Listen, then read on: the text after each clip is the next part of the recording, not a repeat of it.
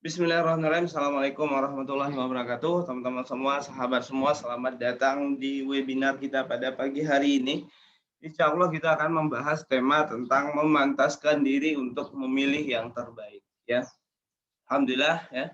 Alhamdulillah Rabbil Alamin. Wassalatu wassalamu ala asrafil anbiya'i wal mursalin wa ala alihi wa ashabihi rasulillahi ajmain. Asyhadu an la ilaha illallah wa asyhadu anna Muhammadan abduhu wa rasuluh la nabiyya ba'da amma ba'du. Pertama dan paling utama sekali, puji dan syukur kita panjatkan kehadiran Allah Subhanahu wa Ta'ala karena limpahan rahmatnya, cintanya, kasihnya, dan sayangnya sehingga kita bisa bertemu, ya, kita bisa berkumpul di majelis ilmu pada pagi hari ini. Ya, Masya Allah, ini teman-teman semua di hari libur, ya, hari Minggu, tapi teman-teman memilih untuk duduk manis ya di depan laptop atau gadgetnya untuk belajar ya. Ini adalah sebuah pilihan yang luar biasa tentunya ya untuk dalam proses memantaskan diri memilih yang terbaik ya. Nah, selanjutnya salawat beriring salam kita kirimkan kepada junjungan kita yakninya Nabi besar Muhammad Shallallahu Alaihi Wasallam. Tema kita hari ini adalah tentang apa? Tentang memantaskan diri memilih yang terbaik. Jadi memantaskan diri dulu baru kita bisa milih yang terbaik. Ya. Jadi ibaratnya nih teman-teman semua pengen beli handphone yang bagus ya. Misalnya mau beli iPhone. Ya, iPhone harganya di atas 10 juta lah gitu ya. Anggaplah mungkin 15 juta atau berapa gitu ya. Nah, untuk bisa memilih handphone yang terbaik, yang perlu punya dulu apa? Kepantasan diri dulu, pantas nggak untuk punya. Ukurannya apa? Ya punya duitnya nggak gitu ya. Jadi memantaskan diri, memilih yang terbaik. Begitu juga dengan pasangan hidup kita. Ya, jadi kita pantaskan diri kita dulu, baru pada akhirnya kita memilih yang terbaik. Gitu ya. Jadi gitu ya teman-teman semua. Alhamdulillah ini udah dari berbagai kota ya. Saya cek ada Tangerang, Padang, oh Padang. Ada Tanjung Pinang, Majalengka, Karanganyar, Wonosobo, Sumeneb. Ini ada di puskesmas juga ya. Puskesmas mana ini? Puskesmas apa itu? Ya pokoknya gitulah ya. Jakarta, Magelang, Pandeglang, Lampung, beserta ini ada dokter ya Masya Allah, beserta RS apa ini? Ciking, Bekasi, Solo, wah jauh-jauh, DIY, Samarinda. Di luar negeri ada nggak nih? Luar negeri, Bandung, dari SDIT Ibnu Sina, Padang, Malang, Padang lumayan ya, ada beberapa. Makassar, Sukoharjo, ya, Cikarang, Tasikmalaya, Aceh, Baru ini mana Baru, Medan, Blora, Masya Allah ya. Ini kita berjumpa ya dari berbagai pelosok Nusantara gitu ya di satu Zoom, Masya Allah ya. Maluku, oh ini Mas Faruk nih Maluku ini semangat banget nih Mas Faruk selalu hadir ya pembelajar nih Mas Faruk. Dari Maluku, ini dari Lambar, dari Liwa ini mana Sulawesi juga kali ya. Dari Dumai, Balikpapan, Depok hadir lagi udah Masya Allah Depok nih, ini kita satu kota nih ya, saya juga orang Depok ya. Bukan orang Depok sih ya, numpang tinggal di Depok ya. Saya aslinya dari Minang, Padang. Nah ini ada Putri Novita dari Padang, ada dari Balikpapan. Oke teman-teman semua, jadi rame ya dari berbagai kota ini terus berdatangan. Sukabumi, Sukabumi ya. Ini apa nih?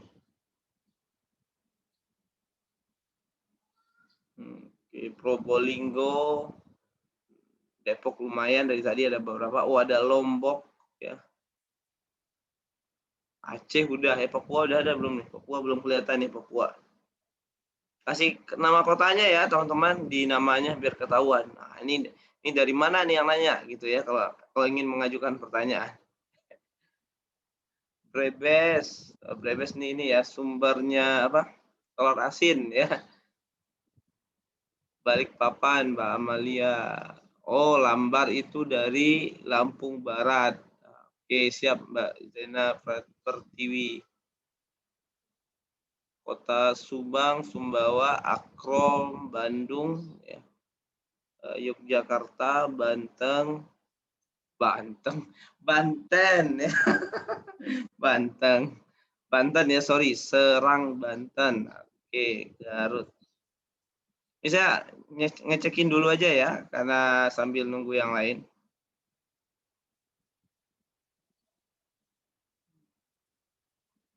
Oke, terima kasih banyak ya teman-teman semua, udah banyak nih yang memperkenalkan dirinya asal mana gitu ya. Ini kita menggunakan Zoom webinar ya. Jadi Zoom webinar ini yang terlihat cuman wajah narasumber saja ya, karena pesertanya banyak, saya nggak pakai Zoom meeting ya. Kalau pesertanya 200-an ke bawah ya biasanya saya pakainya Zoom meeting ya. Kalau Zoom meeting itu bisa lihat semua video ya.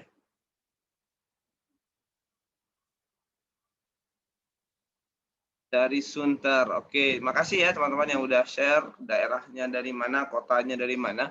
Saya ngucapin selamat datang ya di webinar belajar taruh ya. Mungkin teman-teman dapat infonya beda-beda ya. Ada yang mungkin dari Instagram story temannya, dari feed temannya, atau mungkin dari belajar taruh ya, dari akun Instagram belajar taruh ya. Saya akan share materi kita pada pagi hari ini. Materi kita adalah memantaskan diri memilih yang terbaik ya. Nah, sebelumnya salam kenal ya bagi teman-teman semua, sahabat semua. Nama saya Agus Ariwibowo ya, khususnya bagi yang belum kenal atau baru pertama kali ikut webinar dari kami. Ya, saya akrab disapa Uda Agus ya. Jadi Uda itu bukan nama tapi panggilan untuk laki-laki Minang bagi yang mungkin belum tahu. Ya, jadi kalau mau nanya atau apa pakai Uda atau pakai Agus aja juga nggak apa-apa ya. Karena bisa jadi malah kita masih seusia ya. Sebagai bocoran saya lulus SMA-nya tahun 2009. Ada yang bisa tebak nggak kira-kira usianya berapa? Nah, saat ini saya sebagai penulis teman-teman semua. Alhamdulillah kita menulis ada 8 buku pranikah udah terbit ya, tersebar di mana-mana di toko buku Gramedia ada. Kita juga ada program namanya Belajar Ta'aruf. Ini adalah program andalan unggulan ya, program unggulan kita, yaitu di mana selama 25 hari teman-teman semua belajar secara intensif ya, secara intens tentang ta'aruf. Alhamdulillah program Belajar Ta'aruf sudah berjalan, ini udah masuk tahun keempat ya, dan online dari awal ya. Jadi kita salah satu penyelenggara pembelajaran online yang di awal-awal dulu ya. Karena dulu yang online itu kan masih jarang banget atau bahkan nggak ada. Baru setelah pandemik baru ramai gitu ya. Pada ikutan bikin ini, bikin itu gitu ya. Dan untuk yang sudah menikah, kita juga hadirkan programnya namanya apa? Akademipernikahan.com. Jadi kalau Akademi Pernikahan itu buat yang sudah jadi suami, jadi istri ya, gabungnya di sana. Meskipun banyak juga ya para jomblo yang bersemangat belajar di sana. Kita juga ada kursus pranikah intensif, bekal jadi ayah dan bekal menikah muslimah ya. Dan saya juga seorang life and love coach ya, pelatih dalam hal pengembangan diri ya, dalam hal membantu banyak orang bertumbuh ya dalam kehidupannya dan juga dalam kehidupan percintaannya.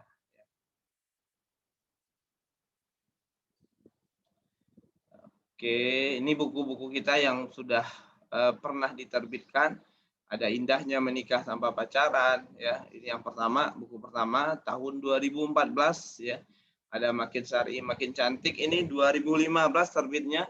Wonderful Muslimah 2016 ya. 2017 sepertinya ini ya. Menuju Halal 2018, Jodohmu Dekat ini 2016, Ta'aruf Khitbah Nikah ini 2017 ya. Nah, ini yang terbaru 2020 tahun kemarin. Ya, jadi tahun 2020 saya nerbitin satu buku, 2019 kosong ya, nggak nerbitin buku, dan insya Allah tahun ini kita juga akan menerbitkan satu buku lagi. Ya, mohon doanya dari teman-teman semua. Nah, ini adalah program tadi ya, unggulan kita, yaitu adalah kelas pranikah online belajar ta'aruf ya. Nah, kebetulan banget lagi buka pendaftaran ya. Jadi kalau teman-teman pengen belajar lebih intens tentang ta'aruf, bisa daftar. Ya ini bayar apa gratis? Udah bayar, tapi bayarnya sangat mudah dan sangat meringankan. Ya jadi ini kita buka sistem pembayarannya itu diserahkan kepada pesertanya. Ya, yaitu seikhlasnya dan semampunya. Jadi terserah. Ya, jadi teman-teman semua boleh bayar bebas ya untuk belajar selama 25 hari. Itu di Zoom-nya ada sekitar 4 kali Zoom ya, 3 kali materi dan 1 kali bonus lah gitu ya. Dan dapat e-sertifikat juga ya. Nah, ini bagi yang daftar bisa boleh screenshot. Nah, ini ada juga kursus pranikah intensif ya, bekal jadi ayah, ada bekal menikah muslimah.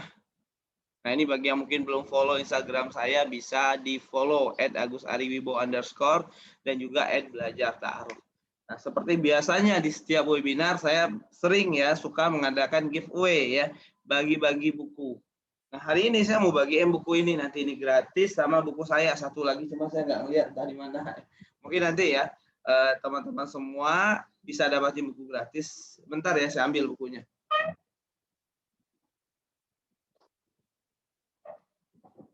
Ada 3 ya, jadi ada 3 buku yang nanti akan saya bagikan gratis. Yang pertama adalah buku dari sahabat saya, Ustadz Arif Rahman Lubis ya, sering banget ngisi di Belajar Ta'aruf juga, ngajar di Belajar Ta'aruf. Judulnya adalah Pesan Cinta Untukmu. Nah, yang kedua adalah buku pertama saya, judulnya Indahnya Menikah Tanpa Pacaran. Dan yang ketiga ini ya, Dahsyatnya Bangun Pagi. Nah, cara dapetin buku ini gimana? Yang pertama teman-teman follow ya akun @agusariwibowo_, yang kedua follow @belajar_ta'aruf, dan nanti selama proses belajar teman-teman boleh catat hal-hal penting menarik yang menurut teman-teman pelajari. Boleh di screenshot ya, boleh diketik, dan nanti bisa di-post lagi di sosial medianya. Ya, jadi postnya di mana? Bisa di story, di feed. Yang penting nanti di-mention ke akun @agusariwibowo_ ya, dan akun @belajar_ta'aruf. Nah, nanti kita akan pilih ya, kita akan pilih beberapa yang terbaik gitu ya, 3 terbaik dapat buku ya. Nah, biasanya yang bikin kayak ginian dikit teman-teman semua ya, makanya bocorannya saran saya teman-teman bikin aja ya, bikin aja karena kalau misalnya cuma 3 orang ya, yang 3 nulis itu yang akan dapat hadiahnya, karena ini lumayan ya.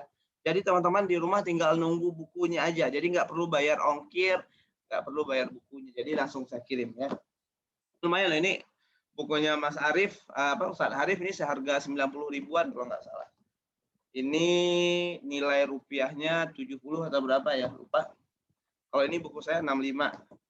Oke, silakan ya di-follow akun-akunnya dan disimak materinya dengan seksama sehingga nanti teman-teman dapat inspirasinya, dapat insight-nya, dan itu bisa dibagikan di sosial medianya. Selain mungkin dapat berpotensi dapat hadiah buku, insya Allah akan jadi amal jariah juga bagi teman-teman semua. Kenapa? Karena telah membagikan ilmu kebaikan kepada banyak orang gitu ya. Kita akan mulai. Nah, saya akan mulai teman-teman semua dengan love journey ya, perjalanan cinta. Jadi kalau misalnya nih teman-teman semua statusnya di sini mungkin banyak kan masih jomblo ya, atau mungkin juga ada yang pacaran ya, nggak apa-apa gitu ya. Meskipun di sini di Belajar Ta'aruf itu kita larang orang buat pacaran, tapi bukan berarti kita jadi anti sama yang pacaran ya. Kita tetap kok bersahabat dengan orang yang pacaran ya. Jadi jangan takut ya. Wah, saya nih pacaran nggak mau ikut webinar, silakan ikut aja. Paling resikonya setelah webinar bisa putus ya. Ini bukunya misalnya saya nulis buku Indahnya Menikah Tanpa Pacaran.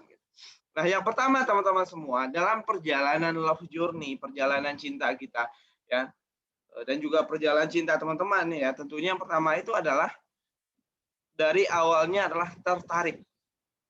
Ya, jadi tertarik. Nah, memiliki ketertarikan pada seseorang. Ya, ketertarikan itu bisa kita ngajak duluan ya, jadi laki-laki ngajak duluan, atau mungkin wanita ngajak duluan juga boleh ya, atau mungkin dipertemukan oleh pihak ketiga, jadi ada mak comblangnya. Nah, itu biasanya jalan untuk pertemuan jodohnya ketika tertarik gitu ya. Nah, dari tertarik akan masuk tahap selanjutnya itu adalah ta'aruf ya, atau perkenalan. Di sini kita makanya adalah ta'aruf ya, atau perkenalan. Kalau di luar sana mungkin orang ada yang setelah tertarik PDKT mereka pacaran gitu ya. Nah, cuma kalau kita nggak nganjurin untuk pacaran, nah udahlah pacaran tinggalin gitu. Nah, tapi fasenya sama aja ya, tertarik, dari tertarik ada ajakan untuk ta'aruf dan lalu proses untuk mengenali. Nah, ta'aruf ini apa? Ta'aruf itu adalah proses untuk mengenali. Ya, jadi ta'aruf itu bukan berarti ketika teman-teman ta'aruf itu artinya nikah, enggak. Nah, ini sering terjadi ya, banyak orang berpikiran demikian. Kalau sudah ta'aruf harus nikah dong, enggak. Ya. Jadi kalau ta'aruf belum tentu nikah. Kalau cocok baru nikah, tapi kalau nggak cocok gimana boleh mengakhiri.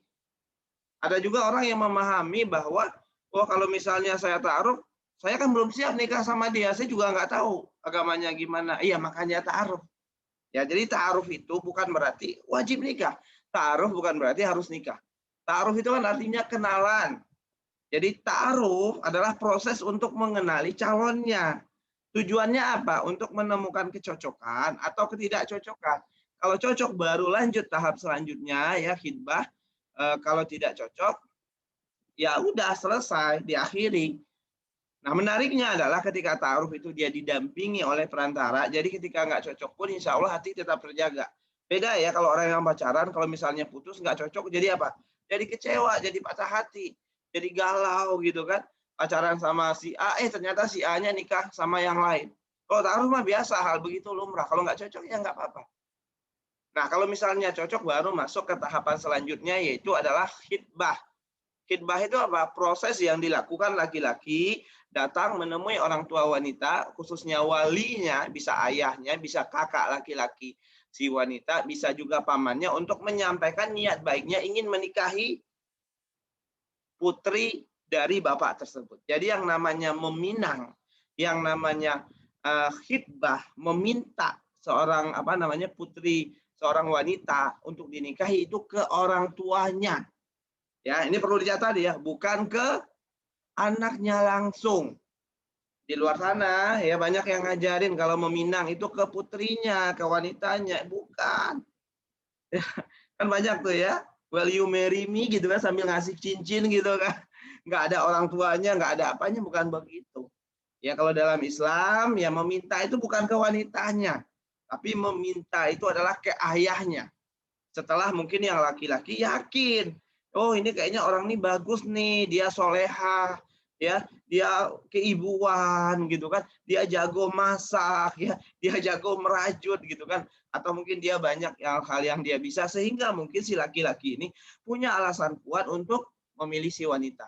Dan bilangnya bukan aku ingin menikahimu, tapi ke orang tuanya, Bapak, aku datang ke sini ingin menikahi putri Bapak. Nah, itu khitbah.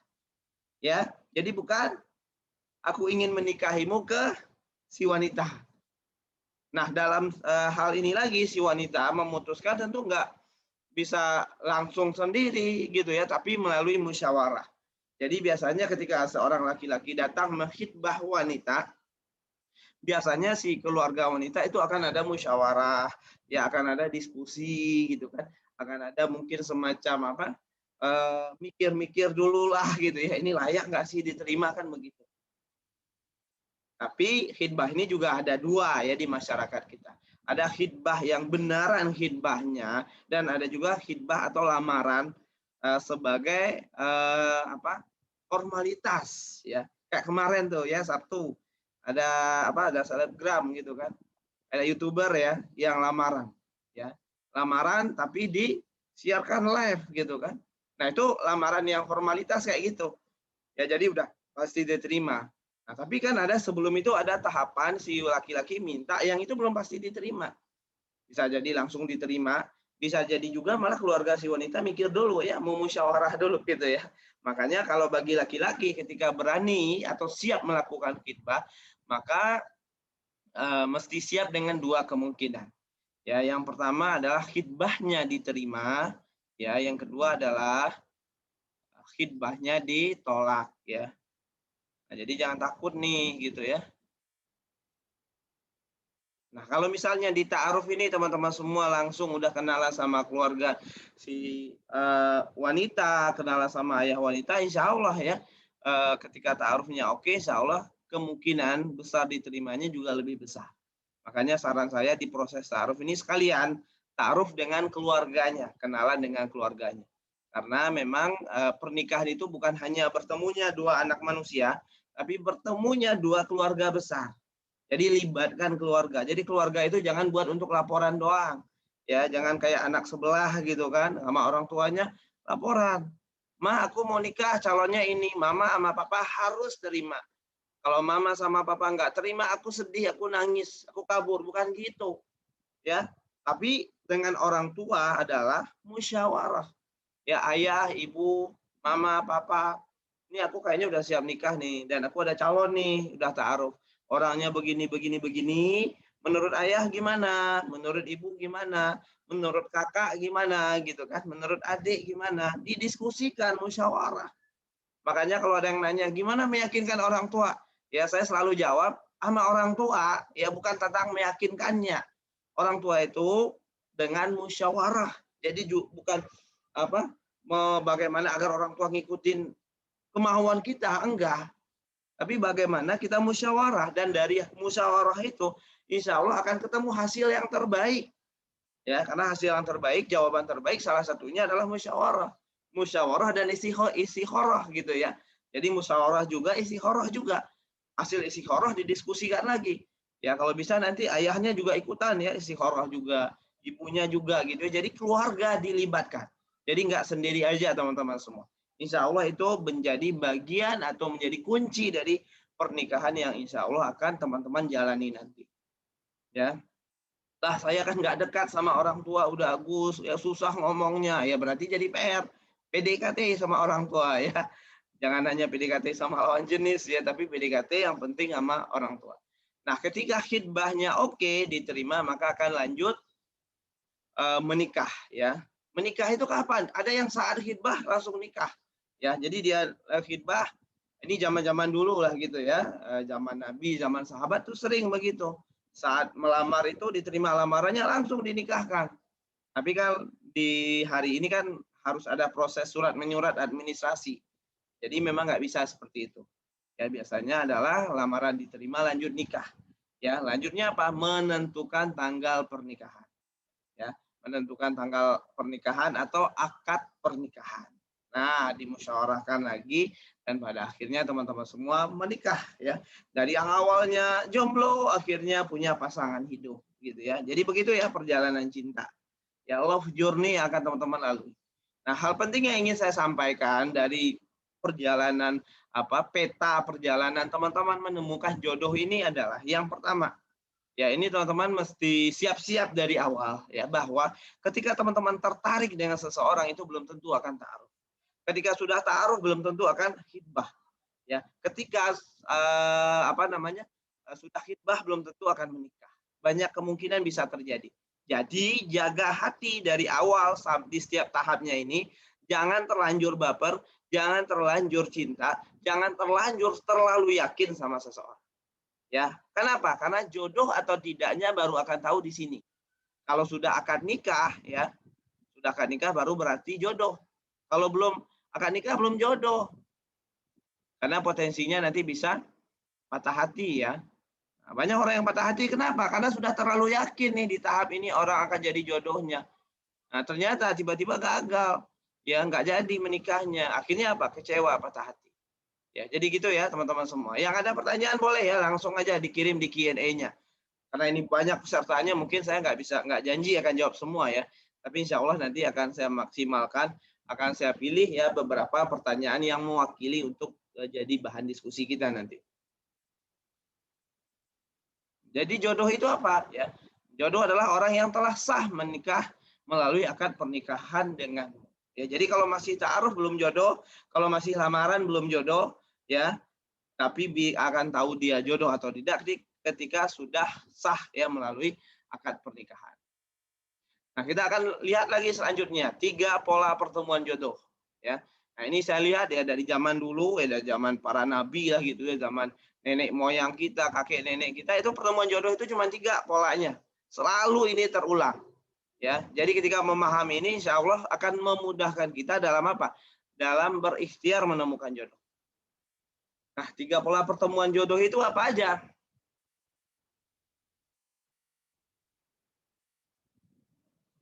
Yang pertama adalah dipertemukan.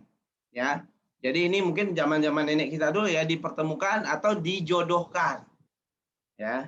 Nah, ini yang pertama. Ada pihak ketiga, ya pihak ketiga itu bisa orang tua, bisa paman, bisa mak comblang ya, bisa biro jodoh, bisa biro ta'aruf yang membantu mempertemukan. Bisa guru ngaji, bisa ustadz, ustazah, komunitas atau apalah ya, yang pada akhirnya membantu mempertemukan. Ya, jadi yang pertama itu ya pola pertemuan jodoh itu dipertemukan. Jadi dijodohkan oleh orang tua itu bukan hal yang buruk ya. Banyak juga yang bilang kalau dijodohkan kan kayak nih Siti Nurbaya, beda ya. Kayaknya dia nggak khatam tuh baca kisahnya Siti Nurbaya. Siti Nurbaya itu bukan dijodohkan sama orang tuanya, ya bukan dipaksa nikah sama orang tuanya. Siti Nurbaya itu menikah sebagai bukti cintanya sama ayahnya. Karena kalau dia nggak nikah, ayahnya masuk penjara atau gimana gitu kan. Karena punya utang kan ke Datuk Maringgi. Tapi kan sering orang ketika dijodohkan langsung mengaitkannya dengan Siti Nurbaya, nggak ada hubungannya ya. Jadi dijodohkan atau dipertemukan itu malah bagus ya. Kenapa saya katakan bagus? Yang pertama, teman-teman nggak perlu repot mikirin jodohnya ya, udah dicariin tuh ya sama orang-orang sekitarnya. Yang kedua, ketika dijodohkan oleh orang tua dan ketika memang agamanya bagus, cocok dan sebagainya itu nggak masalah, itu rezeki berarti.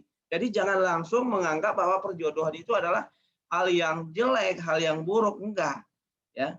Yang ketiga adalah ketika dijodohkan oleh orang tua, berarti teman-teman semua sudah melewati satu fase, yaitu meyakinkan atau mungkin membuat orang tua restu atau ridho. Kalau orang tua yang menjodohkan ya pasti udah ridho. Jadi ridho orang tua udah langsung di tangan gitu ya. Jadi dipertemukan ini bisa nanti teman-teman lakukan sebagai ikhtiar dalam menemukan jodoh ya. Mungkin minta tolong sama orang tua, sama siapa gitu ya. Yang kedua adalah mencari atau menemukan. Ya, jadi kalau yang tadi dipertemukan, maka yang ketiga adalah mencari atau menemukan. Nah, ini biasanya laki-laki. Ya, dominannya laki-laki. Wanita boleh nggak mencari atau menemukan duluan? Boleh banget ya. Ummul Mukminin Khadijah radhiyallahu anha, beliau yang mengajak Nabi Muhammad untuk menikah dengan beliau. Ya. Nah, dan prosesnya ya, proses menemukan Nabi Muhammad mengenalinya dari kapan? Sejak Rasulullah lahir gitu kan, tumbuh jadi remaja, anak-anak, terlihat jujur, bagus dan sebagainya udah diamati sampai pada akhirnya Rasulullah diminta sebagai pedagang yang menjualkan barang-barang dagangan miliknya Ummul Mukminin Khadijah. Ya. Nah, ketika dilihat orangnya jujur dan sebagainya baru diputuskan untuk mengajak menikah. Ya, nah ini perlu diperhatikan buat para muslimah wanita. Ngajak ta'aruf duluan atau mengajak nikah duluan, minta untuk dilamar itu bukan menyatakan perasaan. Ini sering saya sampaikan. Ya, karena banyak wanita terkadang malah salah kaprah ya. Jadi dia kira ngajak ta'aruf duluan itu kayak nembak ya. Mas, aku suka sama kamu loh. Aku cinta sama kamu. Aku nggak bisa hidup deh sama kamu kayaknya kalau nggak ada kamu. Nah, bukan gitu ya. Tapi menyampaikan niat baik, ingin bertaaruf dengannya. Dan disampaikan kalau misalnya cocok ya kita nikah. Kalau nggak cocok gimana ya nggak apa-apa. Jadi tunjukkan dari awal di proses itu kalau teman-teman yang muslimah juga siap kalau nggak cocok gitu.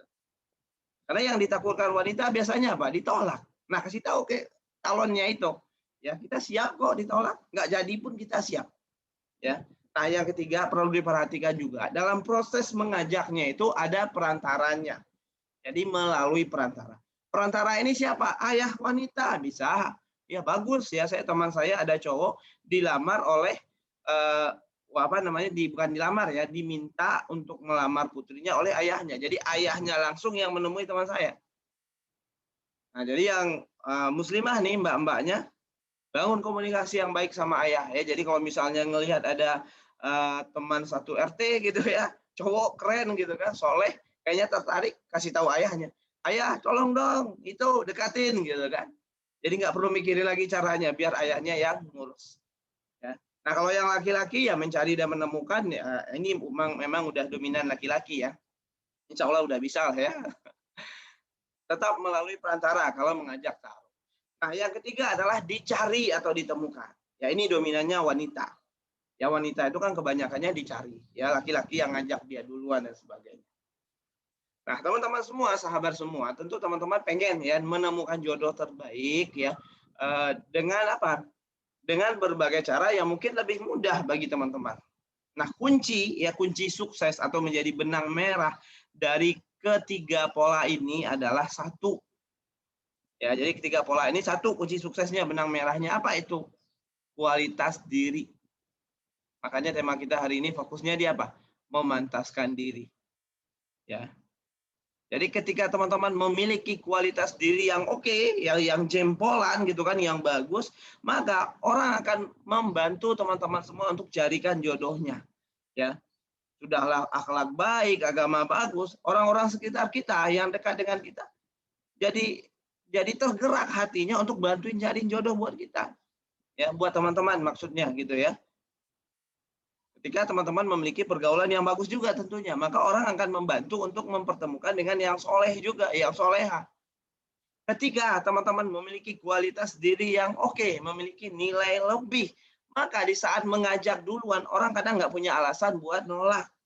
Ya, kenapa? Karena ketika dilamar ya, baik laki-laki maupun wanita ngajak, bagi yang dilamar itu dia merasa dapat rezeki gitu kan. Wah, ini orang keren nih yang ngelamar saya gitu kan. Dan masuk juga yang ketiga, ketika teman-teman memiliki kualitas diri yang bagus, yang baik, maka insya Allah teman-teman akan dicari, akan ditemukan oleh orang-orang yang terbaik juga. Ya, jadi 3 pola pertemuan jodoh ini kuncinya apa? Meningkatkan kualitas diri. Ya, jadi melakukan perbaikan diri secara terus-menerus. Makanya kalau di belajar taruh kita punya prinsipnya adalah bagaimana menikah ya semaksimal mungkin, sebisa mungkin kita menjadi pribadi yang terbaik. Ya, jadi bukan gimana mencari orang yang mau menerima kekurangan kita apa adanya. Inilah saya, maukah kamu menerima kekuranganku apa adanya? Nah, bagi saya yang demikian ya kadang orang-orang yang agak rada-rada malas gitu ya untuk memperbaiki diri. Dan juga penting dipahami bahwa nggak ada di dunia ini orang yang mau menerima apa adanya. Serius, ya nggak ada orang yang mau menerima apa adanya, yang benar-benar mau menerima apa adanya. Kalau cuma di gombalan itu mungkin banyak ya, saya akan menerima kamu apa adanya, cuma di mulut doang. Ya, tapi setelah nikah, ketika dia ngelihat pasangannya nggak sholat, emang bisa menerima apa adanya. Ketika dia ngelihat pasangannya nggak ngasih nafkah, emang bisa menerima apa adanya. Ketika dia ngelihat pasangannya selingkuh, emang bisa menerima apa adanya, nggak bisa. Ya, makanya banyak orang yang pacaran yang saat pacaran ngomong menerima apa adanya, setelah nikah berantem juga. Ya, kalau sudah menerima apa adanya, harusnya nggak ada berantem lagi, nggak ada konflik lagi. Kenapa? Karena apa adanya, semuanya sudah diterima, apalagi. Ya, harusnya nggak kesal lagi kalau suaminya selingkuh. Kalau sudah menerima apa adanya kan menerima semuanya, keburukannya, kekurangannya diterima semua. Makanya realitanya nggak ada orang yang bisa menerima apa adanya. Makanya jangan menerima apa adanya, tapi terimalah yang terbaik. Ya, jadi terima yang terbaik. Dan dari diri kita pun hadirkan diri kita yang terbaik juga. Jadi dalam pernikahan itu bergabung 2 orang yang terbaik ya, yang sama-sama baik, yang pada akhirnya 2 orang ini saling bekerja sama, ya. Saling memberikan sinergi bareng ya, bersinergi bareng untuk menghadirkan keluarga yang sakinah mawaddah warahmah. Anak-anak yang berkualitas itu kan lahir dari ayah yang berkualitas, ibu yang berkualitas. Gitu ya. Anak yang soleh lahir dari ayah yang soleh, ibunya yang soleh juga. Ya. Kalau misalnya ayahnya insecure, ibunya insecure, kebayang anaknya jadi apa lahirnya?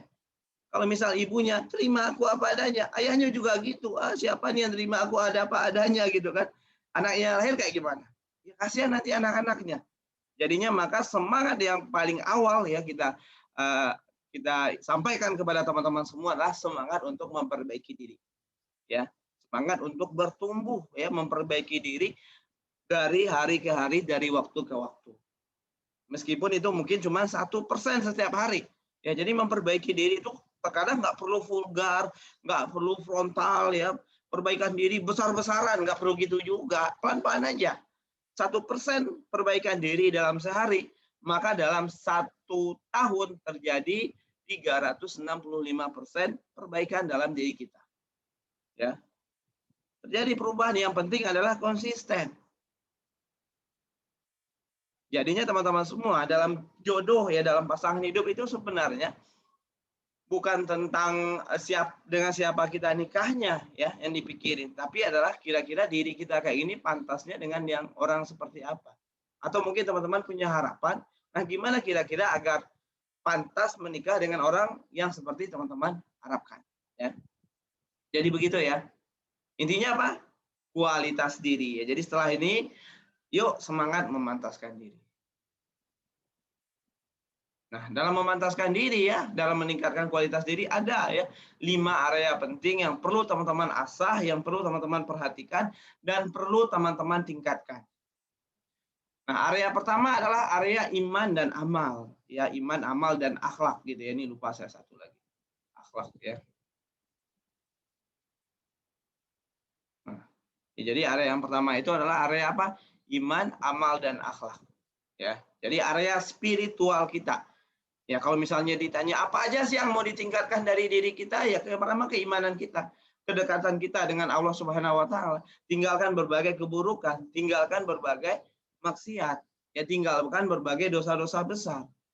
Lalu tingkatkan kualitas ibadah, ya kualitas zikir mungkin, sedekah, amalan sunnah dan sebagainya. Termasuk juga akhlaknya diperbaiki. Ya, jadi kalau misalnya iman itu adalah lebih kepada bagaimana hubungan kita, bagaimana interaksi kita dengan Allah, ya iman dan amal itu, tapi akhlak itu lebih kepada bagaimana interaksi kita dengan manusia. Ya, bagaimana kita menjadi uswatun hasanah, ya, yang memiliki adab, yang memiliki etika saat bertemu, saat berinteraksi, saat berjumpa dengan siapapun. Ya, baik yang mungkin dikenal, baik ataupun mungkin yang tidak dikenal. Ya, tetap dijaga akhlaknya, tetap dijaga etikanya, baik di dunia nyata maupun di dunia maya. Ya, hari ini banyak terjadi krisis akhlak ya, krisis etika dan krisis adab mungkin di dunia maya ya, karena mikirnya orang nggak kenal saya, udah ya ngasal aja kadang ya, kasih komentar di akun, wah marah-marah gitu kan, padahal nggak ada hubungannya sama kita ya. Misalnya nih ada pendukung biasanya di politik gitu ya, pendukung pemimpin A, dia muji pemimpin A. Terus tiba-tiba ada orang yang datang di komen maki-maki. Ya. Nah, ini kan termasuk menunjukkan adab atau etika yang nggak baik. Termasuk juga adab-adab sederhana semisal ya, teman-teman berinteraksi dengan orang yang nggak dikenal di WhatsApp, ya entah itu nyari kerjaan gitu kan. Sekarang kan banyak tuh ya, orang kalau nyari kerjaan pakai ininya menyapanya itu pakai huruf P, padahal dia mau nyari kerjaan kan, P ngirimin huruf P. Nah, itu termasuk salah satu hal yang perlu diperbaiki gitu ya. Kalau misalnya ada di sini kalau yang nyapa orang pakai huruf P. Nah, kita di belajar ta'aruf sering tuh nemuin hal-hal yang demikian ya, orang daftar kelas belajar ta'aruf tapi ngirimnya huruf P. Ya, P. Ya kadang kita nggak balas yang demikian, ya biarin aja. Kenapa? Ya, karena dari awal sudah menunjukkan tidak menunjukkan etika atau adab yang bagus. Nah, itu kan bisa diperbaiki. Ya, misalnya nih suka ngirim huruf P, kalau komunikasi sama orang diganti Assalamualaikum gitu kan. Selamat siang. Ya. Insya Allah jadi lebih bagus, lebih indah. Atau mungkin adab atau akhlak yang perlu kita kenali adalah bagaimana saat kita kesal, bagaimana saat kita marah, ya respon spontan atau otomatis dari diri kita sendiri. Saat kita kesal nih sama rekan kerja, gimana biasanya? Marah-marah, ngomel-ngomel atau gimana? Itu perlu diperbaiki. Ya, jadi pada intinya ketika kita ingin meningkatkan kualitas diri, maka yang paling pertama ditingkatkan area spiritual kita. Ya, keimanan, amal dan juga akhlak. Nah, lalu apa lagi yang perlu ditingkatkan ya? Yang kedua adalah ilmu pengetahuan ya. Ilmu pengetahuan itu agama ya, atau mungkin yang lebih spesifiknya adalah yang berhubungan dengan aktivitas teman-teman semua. Sehingga teman-teman memiliki keunggulan di bidang yang digelutinya. Kalau tadi misalnya di sini ada yang guru mungkin gitu ya, yang dokter. Nah, gimana tuh ya ilmu pengetahuannya mendalam ya di bidang hal tersebut. Nah, itu yang ditingkatkan. Lalu apalagi yang ditingkatkan? Keahlian atau skill. Ya. Jadi diasah skillnya, ditingkatkan keahliannya. Dilatih ya atau dipelajari keahlian baru. Nah, kalau bisa teman-teman semua berada di menjadi orang terbaik di bidang yang digelutinya. Misalnya guru berarti dilatih keahlian ngajar. Kalau misalnya dokter ya, tadi ada dokter saya lihat dilatih keahlian dalam berkomunikasi dengan pasien, ya. Bagaimana menyapa pasien ya, bagaimana membuat nyaman pasien dan sebagainya. Karena itu beda-beda. Ya, karena saya punya ibu ya udah usia 60 jadi sering ke dokter. Jadi ketahuan ya, ada dokter yang ketemunya itu nyaman ya, kita sebagai pasien enak ngobrolnya. Tapi ada juga yang agak rada-rada jutek gitu ya. Nggak enak gitu, nggak nyaman, kayak kayak nggak ikhlas gitu juga ada ternyata. Nah itu kan skill itu ya, tentang keahlian komunikasi, itu perlu dilatih. Begitu juga dengan keahlian yang lain, atau mungkin keahliannya di jualan, latih skill jualannya. Yang wanita latih skill masak misalnya, ya latih skill latih skill merajut gitu. Dijadikan itu menjadi nilai tambah, menjadi nilai plus di diri teman-teman semua. Dibayangkan ya teman-teman semua nih, agamanya bagus, ya ilmu pengetahuannya mendalam, keahliannya juga keren. Ketika ngelamar orang, kadang orang nggak punya alasan untuk menolak, ya, atau bahkan mungkin dicari orang atau ditemukan oleh orang-orang. Kenapa? Karena kita memiliki kualitas diri yang terbaik, kualitas diri yang baik. Oh saya kan cuma lulusan SMP udah Agus gitu kan, saya lulusan SMA, gimana dong skillnya, pengetahuannya, nggak ada masalah. Ya, lulusan apapun teman-teman semua, apapun pendidikannya, memiliki kesempatan yang sama untuk menambah ilmu pengetahuan, untuk meningkatkan skill. Ya kita hidup saat ini di era informasi, di era digital. Apapun bisa kita akses ya. Nggak ada sesuatu itu yang benar-benar rahasia, yang benar-benar hanya bisa diakses oleh kalangan tertentu aja, nggak ada. Ya mau belajar ahli di bidang memasak ya. Kalau dulu kan dunia kuliner itu adalah hal yang rahasia. Ada namanya bumbu rahasia masakan ini, bumbu rahasia masakan itu. Hari ini kita buka sosmed, kita buka YouTube, banyak orang ngasih tutorial masak. Ya, dicoba enak gitu. Emang benar yang dikasih resepnya. Saya kan suka masak gitu ya di rumah. Nah itu saya suka tuh ya, kalau lagi kosong nggak ada kegiatan ngajar atau mungkin lagi free gitu ya, nggak ada bisnis yang mesti diurus, saya suka mencoba eksplorasi masakan-masakan, dan saya belajar tuh dari YouTube biasanya. Beberapa waktu yang lalu saya nyoba bikin ayam woku ya, ayam woku itu kalau nggak salah dari Sulawesi. Nah saya cari bumbunya resepnya di YouTube. Saya ikutin step by step-nya, enak, sama kok rasanya seperti yang di restoran-restoran gitu. Artinya apa? Artinya orang sudah berbagi banyak hal di YouTube, Facebook, dan sebagainya, Instagram. Tinggal kitanya mau ngambil nggak ilmunya. Tinggal kitanya mau belajar nggak. Belajar desain, semua tutorial ada di YouTube. Ya, belajar bisnis, kelas ada di YouTube. Ya kalau di YouTube kan cuma kita nggak bisa filter ya, mana yang benar ya, mana yang bagus, yang teruji. Di satu sisi juga ada kelas online-nya. Ada kelas online masak ya, ada kelas online ada kelas online menulis, ada kelas online bisnis dan sebagainya. Jadi teman-teman semua, sahabat semua, apalagi yang laki-laki ya, kalau bisa miliki skill atau keahlian paling minimal 5. Ya. 5 skill atau 5 keahlian. Kenapa? Karena laki-laki itu akan jadi tulang punggung keluarga. Nah, ketika dia punya semakin banyak keahlian, maka punya banyak kesempatan untuk apa? Mendapatkan cara untuk mencari nafkah bagi keluarganya. Saya saat masih jomblo dulu, basic pendidikan saya pendidikan matematika. Ya, saya kuliah di pendidikan matematika, guru ya. Jadi basic ilmunya memang ngajar. Tapi di luar itu saya belajar ya, keahlian yang saya latih selama masih jomblo, saya belajar desain ya. Jadi saat mahasiswa saya udah jadi freelance designer ya, buka jasa desain ke orang. Saya belajar nulis ya. Pada akhirnya ketika di awal-awal pernikahan, salah satu sumber pemasukan yang cukup besar adalah dari kepenulisan. Ya, saya menjadi ghostwriter ya. Setidaknya dulu saya pernah nulis sampai lebih dari 30 buku. Ya, untuk untuk berbagai instansi ya. Jadi nggak pakai nama saya. Kalau yang pakai nama saya kan cuma 8 buku tadi. Tapi buat yang lain saya pernah nulis sampai 30 buku nggak pakai nama saya. Nah itu kan dari keahlian. Meskipun itu nggak ada kaitannya ya dengan jurusan saya pendidikan matematika. Karena ketika kita mempelajari itu, melatih itu, maka itu akan menjadi skill. ya, skill penting bagi kita di kehidupan, ya. Saya juga belajar di ngeblog, ya, bikin website dan sebagainya dari saat lulus, dari masih SMA malah, ya. Saya bikin blog itu di masih SMA.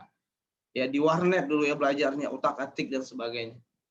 Nah, itu jadi hal yang bermanfaat juga sampai saat ini malah, ya. Website-websitenya Belajar Taruh gitu kan, ketika teman-teman daftar, itu ya saya yang bikin, saya yang ngerjain gitu.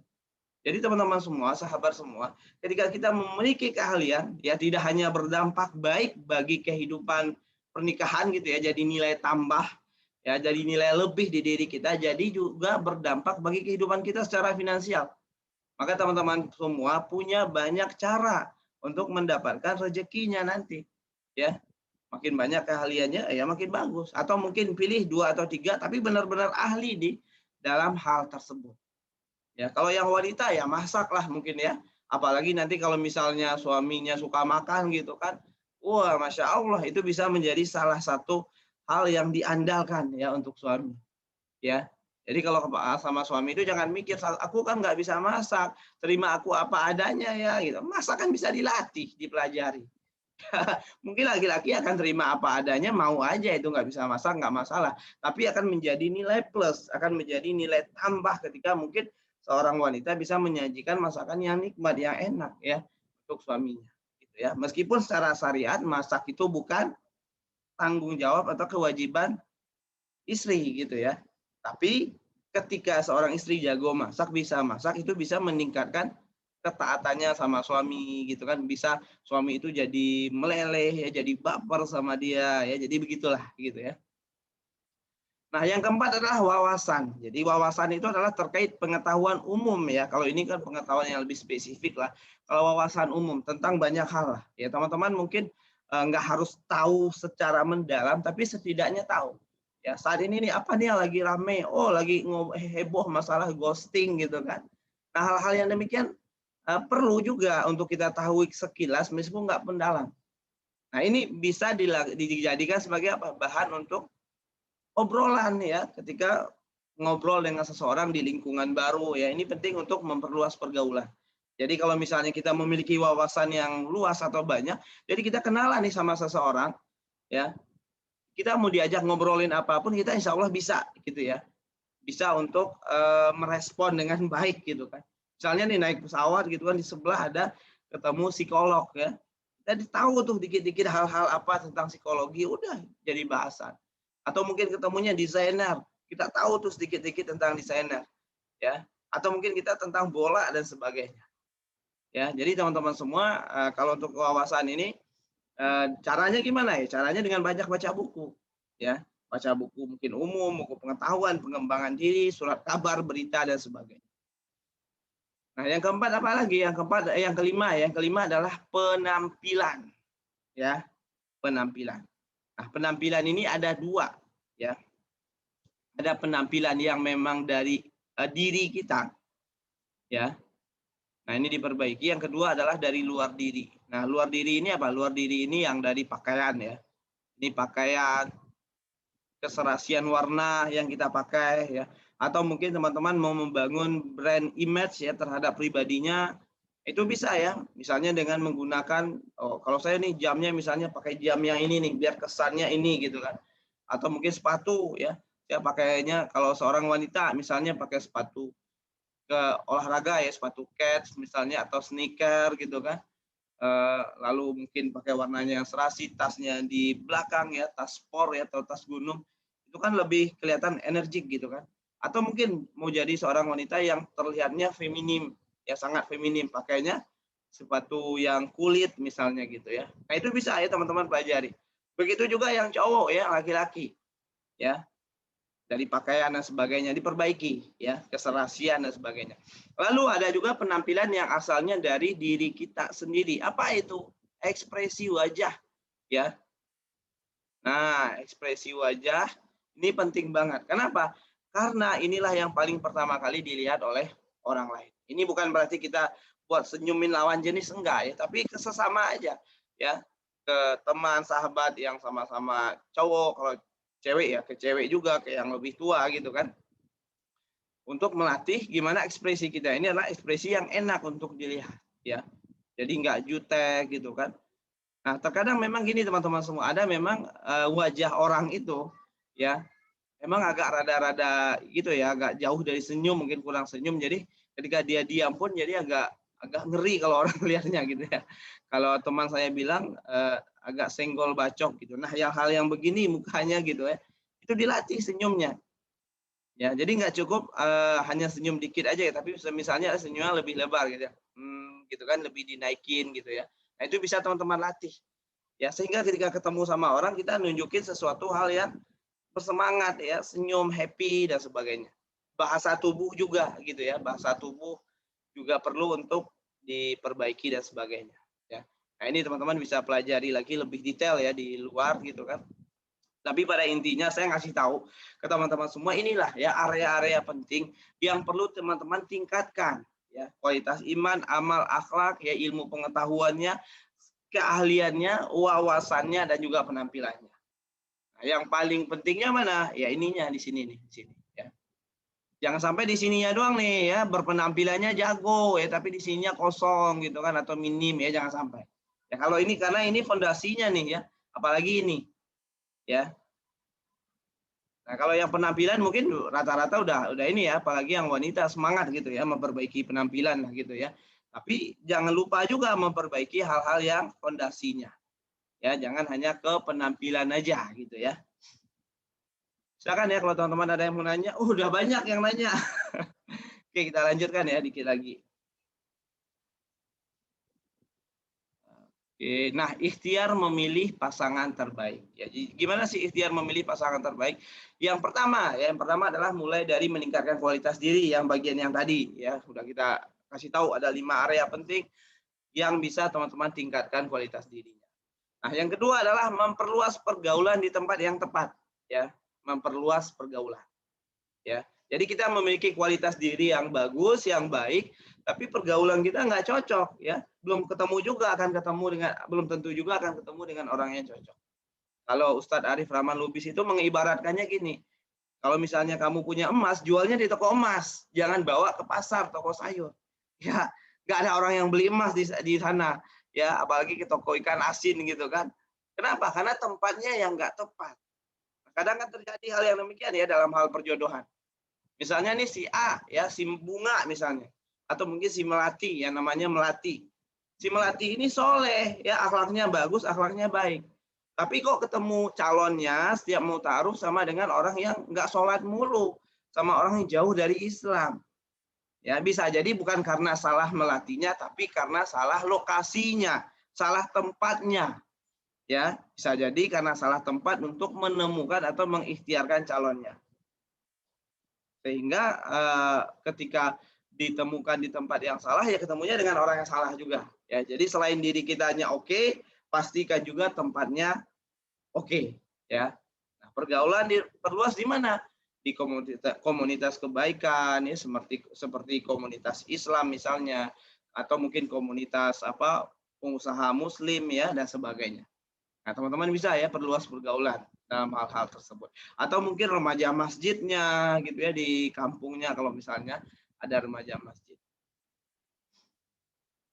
Nah, yang ketiga juga penting ya, mencintai dan menerima diri sendiri. Ya, kalau misalnya ada masa lalu yang kurang baik, udah ya berdamai dengan masa lalu. Ya, fokus kepada meningkatkan 5 area ini. Karena yang bisa teman-teman tingkatkan 5 area itu. Ya, boleh saja teman-teman punya masa lalu yang kelam, tapi pastikan ya agamanya keren. Boleh aja teman-teman punya masa lalu yang gelap, tapi pastikan keahliannya oke, masakannya enak, lezat gitu kan. Bacaan Al-Qur'annya bagus. Pemahaman tentang agamanya jempolan gitu ya. Jadi fokus untuk meningkatkan kualitas diri kita dan ikhlas untuk hal-hal yang memang nggak bisa diubah. Masa lalu itu nggak bisa diubah, teman-teman. Insecure, malu dengan masa lalu itu nggak akan jadi solusi, nggak akan membawa perubahan apa-apa dalam kehidupan kita. Atau mungkin insecure dengan fisiknya, fisik saya kok nggak cantik, saya nggak tampan, ya saya nggak ganteng, itu nggak bisa diubah. Ya, emang udah begitu dari lahir, udah syukuri aja, udah ikhlas. Ya, saya pendek gimana nih, gitu, itu nggak bisa diubah, nggak bisa ditingkatin. Ya, meskipun banyak yang jual obat peninggi gitu ya, ya ujung-ujungnya mah ya kayak gitu aja lah gitu ya. Nggak bisa nambah tinggi ya, paling cuma nambah sekian senti gitu kan. Jadi untuk hal-hal fisik ya, untuk hal-hal fisik termasuk juga keluarga ya. Banyak juga orang yang insecure karena keluarga, teman-teman semua. Saya berasal dari keluarga yang broken home, saya malu. Saya berasal dari keluarga yang miskin, saya malu. Saya berasal dari keluarga yang jauh dari agama, saya malu. Itu nggak bisa diubah. Ya, persoalan keluarga nggak bisa diubah. Kita nggak bisa milih mau lahir dari keluarga yang seperti apa. Jadi ikhlaskan hal yang nggak bisa kita ubah, maka itu adalah cara mencintai diri sendiri. Lalu fokus kepada hal-hal yang bisa ditingkatkan, fokus kepada hal-hal yang bisa diubah. Ya, jadi begitu ya teman-teman semua. Silakan dicatat gitu ya. Nah, yang keempat adalah menyiapkan kriteria jodohnya. Ya, teman-teman mau yang seperti apa? Ya, mau pasangan yang seperti apa? Nah, ini di kelas belajar ta'aruf ya ada bahasan khususnya gitu ya. Nah, yang kelima adalah tinggalkan dosa besar. Ya, dosa besar itu apa aja? Ya, dosa besar itu ada beberapa ya, diantaranya adalah meninggalkan sholat itu dosa besar. Zina itu dosa besar. Jadi tinggalkan zina dan hal-hal yang mendekatkan pada zina. Ya, hal-hal yang mendekatkan pada zina apa ya? Misalnya zina mata gitu ya. Apalagi mungkin kalau lagi di online pegang handphone gitu kan. Kalau yang laki-laki mungkin ngelihat, oh ini ada wanita tapi pakainya terbuka, itu zina mata. Atau mungkin ngelihat film ya atau drama tapi ada adegan-adegan yang berbau porno di sana gitu kan, itu zina mata. Itu tinggalin udah ya, ditinggalkan hal-hal yang demikian. Riba juga yaitu salah satu dosa besar. Ya, jadi kalau misalnya ada yang pinjol, pinjaman online berkaitan dengan rentenir dan sebagainya, tinggalkan. Ya, karena bisa jadi terhalangnya rezeki, tertutupnya rezeki, atau lamanya rezeki, karena jodoh itu kan rezeki juga. Ya bisa jadi karena masih ada dosa-dosa besar yang dilakukan. Ya jodoh saya kok lama nih, kok belum ketemu. Coba cek ya, ada dosa besar enggak? Ya, ada ninggalin sholat enggak? Ada ribanya enggak? Ada zinanya enggak? Ada apa lagi? Melawan sama orang tua atau durhaka sama orang tua, karena itu dosa besar juga. Ada syirik enggak? Ya, syirik juga salah satu dosa besar. Ya kalau zaman sekarang kan syiriknya percaya ramalan ya, percaya kepada zodiak misalnya. Wah, zodiaknya ini Pisces ya, nggak cocok kerja di air gitu kan, atau mungkin cocoknya kerja di air gitu, nggak cocok kalau di darat gitu. Wah, saya ini Leo, kalau Leo nih hari ini penuh keberuntungan, kalau besok kayaknya banyak sialnya. Itu nggak boleh hal-hal yang demikian dipercaya. Atau mungkin ramalan dari orang-orang yang ngaku-ngaku pintar. Ya, ini sering juga terjadi. Ya kadang ada orang tua gitu kan, saya lihat kamu kayaknya ada penghalang nih, ya penghalang jodoh. Kamu ini lagi dibentengi oleh seseorang. Ya padahal kita nggak tahu dia entah siapa. Ya sholat aja kadang enggak orangnya. Iya, jangan percaya hal-hal yang demikian. Ini pernah kejadian soalnya ya. Jadi ada seorang wanita yang kepikiran. Ya kenapa? Karena dia ketemu katanya sama seseorang udah tua ya di kampungnya, orangnya dianggap pintar gitu kan. Terus dibilang sama orang itu, kalau ini kamu kayaknya nih lagi ditutupin benteng, dibentengi dirinya di pagar, ya. Nah, siapa yang magar coba gitu. Nah biasanya orang-orang ketika dengarin itu dan percaya kepada hal tersebut jadinya apa? Jadinya takut, cemas, was-was, khawatir. Ya akhirnya apa? Akhirnya ujung-ujungnya malah melakukan cara-cara yang buruk juga ya, misalnya datang ke orang pintar juga ya, mandi kembang 7 rupa gitu ya, atau mungkin pakai ajimat tertentu ya, dikasih batu gitu kan, dikasih apalagi misalnya dikasih minyak ya, oh pakai minyak ini nih ya biar bentengnya atau pagarnya kebongkar gitu kan. Nah itu dosa besar ya. Jadi kalau misalnya ada di rumah ya orang tua yang masih begitu-begituan ya diingatkan, atau mungkin ada saudara ya, anak-anak kecil biasa tuh ya dikasih gelang ya, dikasih gelang tangannya dan sebagainya, yaitu diingatkan karena itu adalah salah satu dosa besar. Nah selain itu apa? Perbanyak amal soleh ya, jadi tinggalkan dosa besar, perbanyak amal soleh, dekatkan diri sama Allah. Tentu niatnya beramal soleh bukan hanya untuk jodoh saja ya, beramal soleh niatnya untuk apa ya, untuk mendapatkan kasih sayang dari Allah, untuk mendapatkan ridho Allah. Kalau Allah sudah ridho, insya Allah Allah juga akan memberikan pasangan hidup atau jodoh yang terbaik ya. Jadi gitu ya teman-teman semua, ikhtiar dalam memilih pasangan hidup ya. Nah, lalu selanjutnya apa? Selanjutnya adalah mengenali melalui proses ta'aruf yang benar. Ya, jadi bukan ta'aruf yang rasa pacaran, bukan ta'aruf yang aneh-aneh ya, tapi ta'aruf yang benar. Nah, di sini ya sebelum menjawab sesi tanya jawab saya mau nanya ke teman-teman semua ya. Kira-kira teman-teman mau nggak belajar tentang ta'aruf lebih dalam, lebih detail selama 25 hari ya. Yang mau boleh raise hand ya tangannya. Klik raise hand-nya kalau mau. Wih, banyak yang raise hand ya. Ini kalau misalnya banyak nih, saya kasih tahu nanti cara pendaftarannya. Ya, apa itu kelas belajar ta'aruf? Insya Allah saya kasih tahu. Ya. Wah, silakan raise hand ya. Yang mau raise hand silakan. Karena dia untuk bonusnya terbatas soalnya ya. Bentar ya, saya tampilkan dulu kelas belajar ta'arufnya sebelum kita nanti masuk ke sesi dan jawab ya.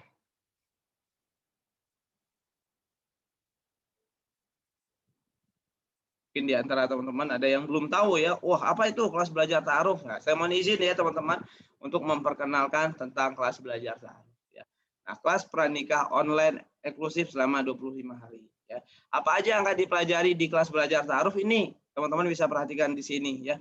Kita akan belajar tentang tazkiyatun nafs ya, mensucikan diri dari berbagai kotoran hati. Kita akan belajar mengenali diri kita sendiri dulu lebih mendalam ya. Jadi di kelas belajar ta'aruf itu yang salah satu menjadi fokusnya ya bukan hanya mengenali calon, tapi mulai dari diri kita dulu. Karena ini bagian ini nih untuk diri sendiri nih. Tazkiyatun nafs diri, mengenali diri lebih dalam buat diri kita. Ya, berdamai dan membangun hubungan baik dengan orang tua ya. Itu juga untuk kebaikan diri kita. Berdamai dengan masa lalu dan maafkan masa lalu, menemukan cinta Allah Subhanahu wa taala. Ya, jadi banyak poin ya, poin fondasi penting untuk diri sendiri. Makanya banyak orang yang ketika ikut belajar ta'aruf katanya sebagai salah satu jalan hijrah mereka. Ya, kenapa? Karena memang di awal-awal itu kita kasihnya materi pembelajarannya adalah seputar perbaikan diri dulu. Nah, baru setelah itu kita belajar tentang konsep dasar ta'aruf. Kita belajar tentang bagaimana step-step ta'aruf dari A sampai Z. Bagaimana mengenali karakter serta kepribadian seseorang secara sederhana dalam proses ta'aruf. Ya, jadi waktunya 3 bulan kita ta'aruf, gimana tuh kita mengenali orang dalam waktu 3 bulan. Konsep jodoh dan sebagainya. Ya. Nah, ini siapa pengajarnya ini ya? Insya Allah saya bareng istri ya. Alhamdulillah kita udah 10 tahun membersamai anak muda dia dalam hal pranikah ya dan pernikahan. Ada 8 buku yang udah kita terbitkan dan saat ini udah harusnya nih 18.000 ya, belum diupdate, 18.000 orang lebih ya yang ikut kelas belajar ta'aruf sedalam waktu 4 tahun. Dan juga kita udah pernah diliput alhamdulillah oleh Metro TV dan juga RRI ya, Radio Republik Indonesia gitu ya. Nah, ini akan dipelajari selama 25 hari, mengenal diri, membangun hubungan baik dengan orang tua, menemukan jodoh sehidup sesurga, semua hal tentang ta'aruf ya. Cocok buat siapa? Buat yang masih jomblo ya, buat yang single parent cocok. Bagi kamu yang ingin hijrah cocok nggak? Cocok. Bagi yang ada trauma dan takut nikah juga cocok ya. Nah, kenapa alasan bergabung dengan kelas pranikah belajar ta'aruf? Karena materinya insya Allah sudah teruji, karena selalu kita lakukan perbaikan. Syarat bergabungnya sangat mudah ya. Ya, jadi kalau biasanya orang satu kali sesi webinar itu kontribusinya bisa 50.000, 100.000, tapi kita 4 kali webinar ya, itu teman-teman semua, sahabat semua, kita berikan kesempatan untuk apa? Untuk berdonasi seikhlasnya dan semampunya. Ya, bebas ya, suka-suka teman-teman. Ya, boleh 50.000, 100.000, 150 atau berapapun kemampuannya. Ya, mentor berpengalaman ya alhamdulillah. Proses belajarnya mudah, menyenangkan dan mengesankan insya Allah ya. Konsultasi via Zoom ya. Jadi seikhlasnya dan semampunya, pembelajaran eksklusif selama 25 hari. Webinar menemukan jodoh sehidup sesurga, training online ya, step by step ta'aruf via Zoom, webinar belajar ilmu cinta, dan webinar spesial Q&A. Jadi ada video juga, ada modul juga. Belajarnya kapan? Belajarnya adalah ini 4 April ya. Nih 5 April 2021. Ya, jadi 21 hari lagi ya insya Allah kita akan belajar. Ya, jadi bagi teman-teman semua yang tertarik join ya bisa daftar ya hari ini. Kenapa? Karena insya Allah gitu ya, untuk yang 250 orang pendaftar pertama itu akan dapat bonus teman-teman semua. Ada e-book belajar cinta, ada e-book aku harus move on, dan ada e-sertifikat. Tapi ini khusus 250 orang pertama aja. Ada juga e-book panduan istikharah ya. Semuanya bisa diakses langsung setelah melakukan pendaftaran ya. Oke, silakan teman-teman bagi yang tertarik daftar. Saya kirim di chat linknya ya, teman-teman bisa langsung daftar sekarang juga dan buruan ya, agar apa? Agar dapat kuota 250 orang pertamanya. Ya, karena saat ini pendaftarnya belum 250 orang karena baru kita umumkan secara resmi. Ya, jadi bagi teman-teman semua yang mau daftar sekarang silakan ya. Itu sudah saya kirim di chat. Silakan ya. Bisa langsung daftar dulu ya, baru nanti setelah itu boleh nanya ya, atau mungkin kita nyimak pertanyaan ya. Yang mau daftar silakan ya. Ini alhamdulillah ada sekitar 97 orang lebih ya yang raise hand, silakan langsung amankan kuotanya ya. Oke, kita akan masuk sesi tanya jawab ya. Silakan yang mau bertanya. Ini udah banyak sih ya pertanyaannya. Karena pertanyaannya banyak, jadi saya seleksi ya, saya pilih aja beberapa yang mungkin mewakili pertanyaan yang lain. Assalamualaikum Kak, sekarang saya ingin bertanya. Sekarang saya sedang jaga jarak dengan orang yang saya sukai karena kita saling suka satu sama lain. Apakah itu termasuk ikhtiar dalam menanti pernikahan? Ya. Kalau misalnya jaga jarak aja, tapi masih ada saling harapan, komitmen ya saran saya nggak perlu. Ya, kalau misalnya udah suka ya segerakan saja udah. Tapi kalau misalnya belum siap udah akhiri. Ya, jadi mengakhiri itu jauh lebih baik tanpa harus komitmen dan sebagainya. Dalam proses ta'aruf kan kita harus tahu sifat dan perilaku dia ketika marah itu bagaimana. Nah, gimana caranya cari tahu? Apakah nanya langsung ke dia lewat pihak ketiga nanyanya? Nah, untuk mengetahuinya di mana? Yang pertama adalah kita cari tahu dari dianya langsung, tanyain. Yang kedua bisa juga melalui pihak ketiga. Entah itu orang tuanya, entah itu temannya, sahabatnya, dan sebagainya. Ya, insya Allah ini bagian ini kita bahas cukup mendetail nanti di kelas belajar ta'aruf ya. Jadi silakan teman-teman bisa daftar gitu ya. Oh ya, yang tadi jangan lupa ya, kita ada giveaway, jadi jangan lupa untuk di-share ya apa yang didapatkan dari webinar ini. Ini bukunya insya Allah siap dipinang nih ya, siap dimiliki bukunya. Kalau banyak nanti yang review mungkin nanti saya tambahkan jadi 5 buku ya.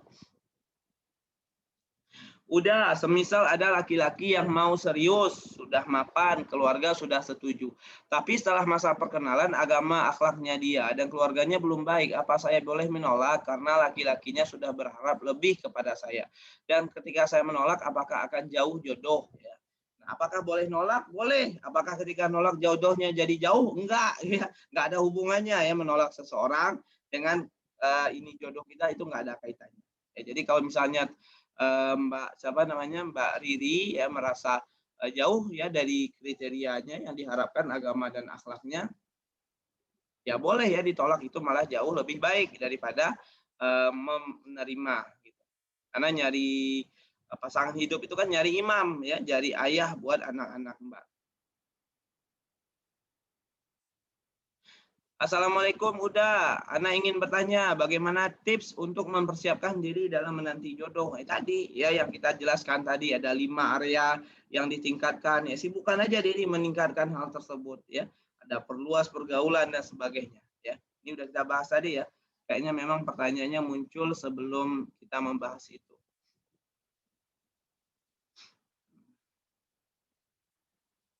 Assalamualaikum, udah izin bertanya. Saya pernah dengar nih kalau katanya perempuan itu boleh mengajak laki-laki untuk menikah. Emang benar ya perempuan boleh mengajak laki-laki untuk menikah?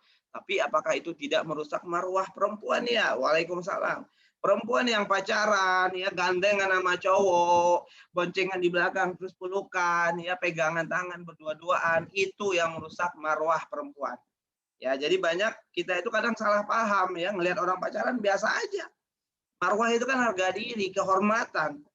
Ya, perempuan yang dipegang, dipeluk, itu yang merusak marwah perempuan. Tapi kalau perempuan ngajak nikah duluan melalui perantara dengan cara yang baik-baik, itu adalah sesuatu yang hal yang mulia. Ya, dan itu pernah dilakukan oleh wanita mulia, yaitu Ummul Mukminin Khadijah radhiyallahu anha. Ya, jadi itu nggak merusak marwah, tapi malah menjaga marwah seorang wanita. Yang merusak marwah itu yang pacaran, ya, yang tengah malam chatan berdua, ya, video callan gitu kan, itu yang merusak marwah, ya. Jadi kita mesti tepat ya meletakkan sesuatu pada tempatnya, gitu ya.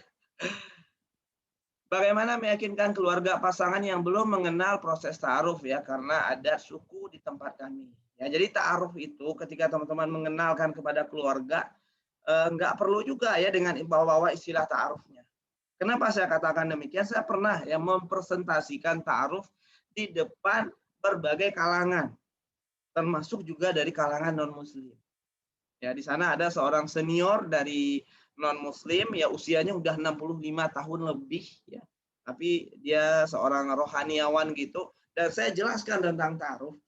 Tahu nggak responnya ketika saya selesai menjelaskan ta'aruf? Respon beliau adalah, memang seperti ini yang dilakukan oleh nenek moyang kita dulu. Artinya apa? Dalam proses ta'aruf itu, emang itu sudah dilakukan sejak zaman dulu di Indonesia. Ya, jadi kalau misalnya kita pakai istilahnya baru, ya mungkin orang tua kaget. Tapi ketika mengenali tahap-tahapannya, lalu dikasih tahu, ya ke orang tuanya tahapannya begini, insya Allah, ya orang tua akan lebih memahami. Oh begitu, emang begitu, benar tuh, bagus. Ya, di orang tua kita ngenalin apa? Bibit. Kita ngenalin bibit di ta'aruf. Kita ngenali bagaimana pola pengasuhan, itu bibit. Bagaimana keluarganya, bobot, kualitas diri kita kenalin. Ya, apalagi misalnya bebet kita kenalin. Nah, makanya teman-teman semua dalam mengkomunikasikan dengan orang tua, terkadang kita nggak perlu bawa-bawa istilah ta'arufnya. Yang penting esensinya ta'aruf. Ya, yang penting aktivitasnya tidak pacaran, gitu ya. Bagaimana tahap-tahapannya itu insya Allah ya di belajar ta'aruf nanti kita pelajari ya selama 25 hari. Assalamualaikum, Muda, mau tanya, jika kualitas diri sudah baik, namun takdir Allah ternyata dijodohkan dengan laki-laki tak baik, itu gimana ya? Bukannya wanita yang baik untuk laki-laki yang baik juga. Namun istri Fir'aun sebaik itu malah berjodoh dengan laki-laki jahat. Ya. Waalaikumsalam. Yang pertama adalah Fir'aun, kisahnya kisahnya Fir'aun itu muncul sebelum turunnya Al-Quran. Ya, itu kisah yang lama, sama kayak Nabi Nuh ya, yang berjodoh dengan istrinya durhaka gitu kan. Dan dalam sejarah manusia yang demikian sedikit. Tapi yang banyaknya ya, yang dominannya itu adalah yang baik dengan yang baik. Ya, jangankan soal jodoh, soal persahabatan aja. Kita itu berteman dengan orang-orang yang sefrekuensi dengan kita. Teman-teman boleh cek sahabat dekatnya. Cek juga amalannya. Saya yakin nggak jauh beda. Ya. Coba juga cek kepribadiannya, akhlaknya, saya yakin nggak akan jauh beda juga. Sahabat kita aja itu cerminan diri kita. Ya, jadi kalau misalnya nih ya diri sudah baik gitu kan, tapi kok dijodohkan dengan laki-laki yang tidak baik ya. Nah, biasanya bisa jadi baru merasa baik. Ya, baru merasa baik, tapi belum baik benaran. Karena kalau sudah baik ya, karena gini, jodoh kita itu secara sunatullahnya mirip dengan kita. Sefrekuensi dengan kita, cerminan diri kita. Ya, jadi kalau misalnya jodohnya adalah laki-laki yang tak baik begitu kan, dia bisa jadi itu dia satu frekuensi dengan laki-laki tersebut atau memilih dengan laki-laki tersebut. Ya, karena jodoh itu kan sebelum menikah dengan kita kan jadi pilihan kita. Ya, jadi sebelum dia menikah dengan kita jadi pilihan kita, tapi setelah nikah baru jadi takdir. Jadi sebelum menikah dengan orang itu kita punya pilihan untuk memilih dengan dia atau tidak. Ya. Makanya disebutkan di Al-Qur'an itu bahwa segala keburukan itu datangnya dari manusia. Segala kebaikan datangnya dari Allah Subhanahu wa taala. Ada orang dapat suami yang buruk agamanya, jangan nyalahin Allah, ya, tapi diri sendiri evaluasi. Ya, jadi kalau misalnya nih ada seorang wanita, ya, dia menikah gitu kan dengan laki-laki yang mungkin nggak baik akhlaknya, yang buruk akhlaknya, berarti kan keburukan yang didapatkan gitu kan. Ya berarti itu adalah karena pilihan kesalahan manusianya. Allah kan sudah ngasih rambu-rambu. Rasulullah sudah ngasih hadis. Ya, kalau memilih pasangan hidup utamakan agamanya, bla bla bla. Nah itu kan perlu dikenali sebelum menikah, dikenali dan pada akhirnya bisa milih apakah akan lanjut dengan orang ini atau tidak lanjut dengan orang ini. Gitu ya. Jadi ada pilihan di tangan Mbak. Ya. Assalamualaikum Ustadz, izin bertanya, bagaimana kita tahu bahwa kita sudah pantas memiliki ilmu yang cukup dan siap untuk menikah? Dan pertanyaan-pertanyaan apa saja yang perlu ditanyakan saat ta'aruf, terutama buat wanita pada laki-laki? Soal pertanyaan kita bahas nanti di kelas pranikah ya, karena itu skrip pertanyaannya banyak ya. Ada sekitar 20 pertanyaan ya, 20 tema yang bisa didiskusikan. Ya, jadi nanti teman-teman semua bisa akses itu pelajari di kelas pranikah belajar ta'aruf. Nah, soal mengetahui kesiapan diri ya, yang pertama adalah kalau wanita. Kesiapan diri wanita bisa dilihat dari orang tuanya sudah restu atau meridoi atau belum. Ya, jadi kalau misalnya orang tua sudah meridoi, orang tua sudah merestui, insya Allah itu salah satu ukuran siap nikah. Yang kedua, ada nggak kesiapan untuk jadi suami? Ya, juga jadi istri ya kalau wanita ya, jadi istri. Tahu ya peran-peran istri apa, ya, hak kewajiban istri apa, itu dipelajari. Yang selanjutnya adalah peran-peran sebagai ibu, peran-peran sebagai menantu. Nah, itu dipelajari. Jadi kurang lebih itu bekal ilmunya ya kalau untuk menikah. Itu yang fondasi banget. Gitu. Jadi begitu ya Mbak Cahyani. Kak, apakah orang dengan masa lalu yang kelam akan susah mendapatkan jodoh yang sesuai? Kalau dia nggak berubah, ya dia nggak memperbaiki dirinya, kemungkinan besar iya. Tapi kalau dia berubah, dia hijrah, dia memperbaiki dirinya, insya Allah dia bisa juga mendapatkan yang terbaik. Makanya tadi saya sampaikan, masa lalu itu nggak bisa diubah. Ya, masa lalu nggak bisa diubah, tapi kualitas diri bisa ditingkatkan. Boleh saja teman-teman punya masa lalu yang buruk, tapi pastikan kualitas dirinya hari ini, kesolehannya, kebaikannya meningkat menjadi lebih baik.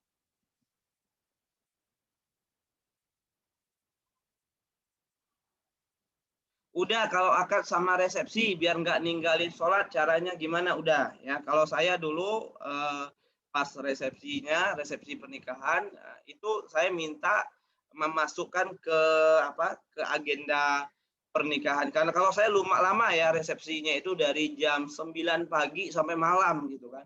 Kalau orang kan ada yang cepat ya. Jadi kalau yang pertama itu caranya bikin resepsinya itu cepat. Misalnya sebentar aja, jam 9 sampai jam 11 ya. Misalnya 3 jam. Pagi-pagi jam 7-nya akad, jam 7 sampai 9 mungkin persiapan, jam 9 sampai jam 11 itu resepsi. Itu udah selesai. Atau resepsinya setelah Isya. Itu bisa dilakukan untuk ngatur waktu. Nah, kalau saya memang resepsinya dari pagi sampai malam gitu kan. Nah, dari pagi sampai malam resepsinya salah satu cara saya mensiasati waktunya adalah itu ganti pakaiannya. Ya, kalau saya kan ada beberapa kostum lah dulu gitu ya. Ada adat Minang, adatnya istri saya gitu ya, Jawa dan sebagainya ada 3 ya. Nah, pas zuhur ya, pas istirahat zuhur, azan zuhur itu waktunya untuk ganti pakaian. Nah, ganti pakaian, sholat udah. Nanti di asar ganti pakaian lagi. Ya gitu juga maghrib gitu ya, ganti pakaian gitu ya.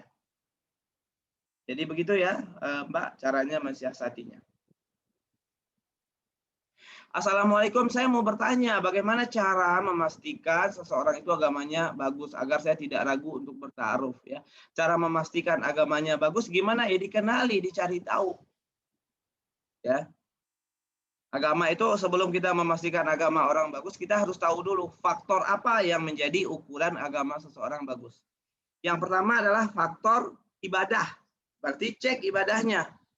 Cara paling mudah ngecek ibadah orang, cek sholat subuhnya. Ya, cara ngecek sholat subuhnya gimana? Datangi aja masjid dekat rumahnya di waktu subuh. Dia ada nggak muncul di sana? Ya, kalau yang wanita, masa wanita datang sendiri? Enggak ya, jangan wanita, tapi walinya. Makanya dalam proses perkenalan itu, ta'aruf itu kita libatkan, minta tolong ayah, ya kakak, Jadi ayah aja tuh yang datang, dia ngelihat nggak? Atau tanyain ke pengurus masjid, ya. Ini si laki-laki ini ada nggak sholat di masjid ini? Kalau pengurus masjid aja nggak kenal ya berarti kemungkinan besar dia nggak sholat gitu. Itu salah satu ukurannya. Ya ibadah aja kan nggak cukup ya karena banyak orang yang ibadahnya bagus tapi ternyata akhlaknya buruk. Ya makanya agama itu satu paket ya ibadahnya juga akhlaknya juga. Maka dicek juga akhlaknya, kepribadiannya, karakternya saat dia marah. Dicek juga pemahamannya ya mana yang haram, mana yang halal dalam agama ini. Ya, lalu apa lagi? Lalu dicek juga bacaan Al-Qur'annya, bacaan sholatnya. Suruh baca. Itu dalam proses taruh kayak gitu.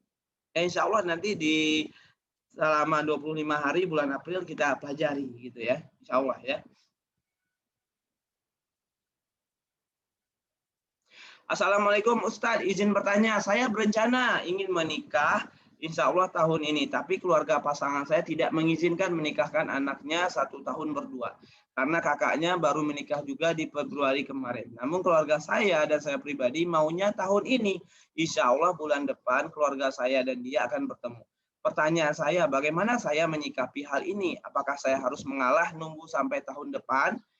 Atau saya tetap dengan keinginan saya dan keluarga. Ya, cara solusinya adalah yang pertama musyawarah dulu, Mas ini mungkin Mas yang nanya ya, Mas dengan keluarga.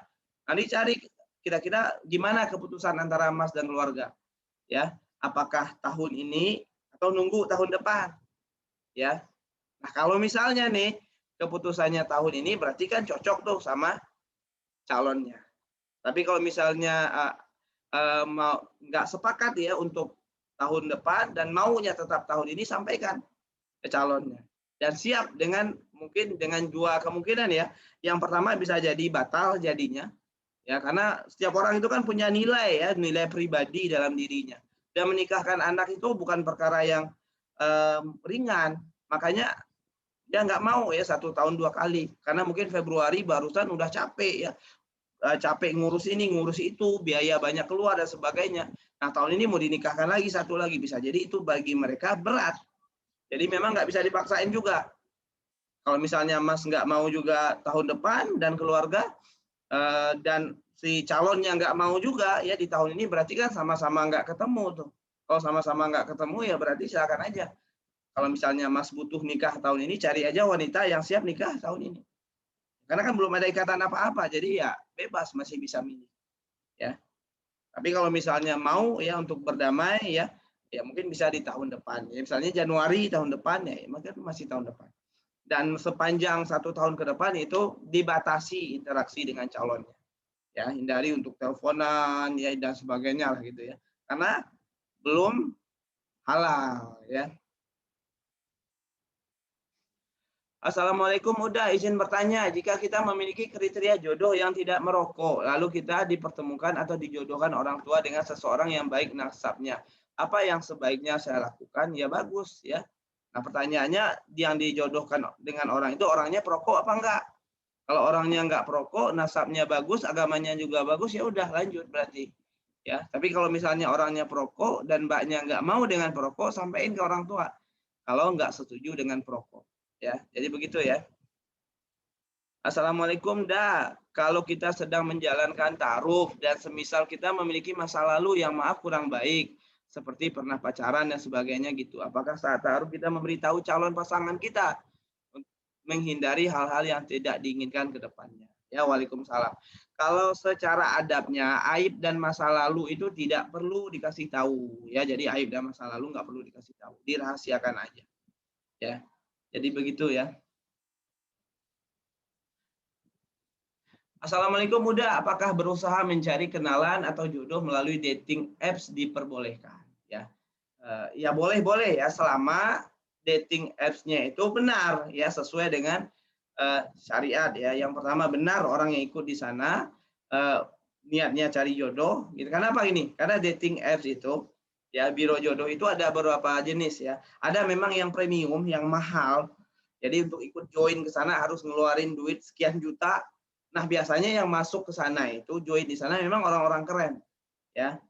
Tapi saya nggak tahu ya dari sisi agamanya, tapi dari sisi karirnya emang punya penghasilan banyak lah gitu.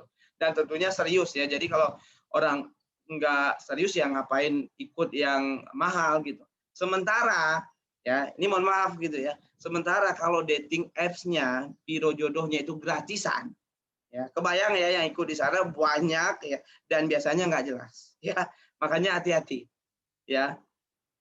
Nggak jelas maksud saya itu ya kadang orang ikut ke sana cuman buat nyari kenalan gitu kan, buat nyari apa namanya, nyari teman buat chat, buat gitu-gitu doang ya.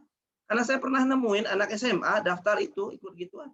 Kenapa? Emang gratis, tinggal daftar, masukin email bisa. Habis itu bisa cari orang, ajak chat. Nah itu ya harus hati-hati. Dan tentunya adalah hindari yang namanya ujung-ujungnya jadi pacaran. Ya, kalau misalnya mau taruh ya siapkan perantaranya. Ya, perantaranya misalnya dari Mbak atau Mas atau Mbak nih mau ikut dating app. Kasih tahu ke keluarganya saya mau ikut biro jodoh ini nih. Nanti kalau misalnya dia oke, kenalan pakai perantara kita gitu. Jadi di dating app-nya itu kasih tahu nanti saya mau lanjut kenalan tapi pakai perantara ya agar terjaga gitu ya. Jadi nggak hanya berdua aja. Jadi begitu ya.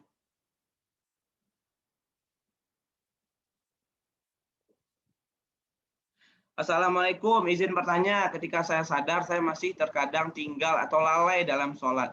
Jarang berinteraksi dengan orang tua. Istiqomah hijrah susah. Tapi mulai dipertemukan dengan jodoh. Apa yang harus saya lakukan? Ya kalau udah dipertemukan dengan, ini dipertemukan dengan jodoh apa dengan calon? Ya, kalau belum nikah, belum jodoh. Ya, nah ini mungkin dipertemukan dengan calon. Apa yang dia harus lakukan? Ya perbaiki.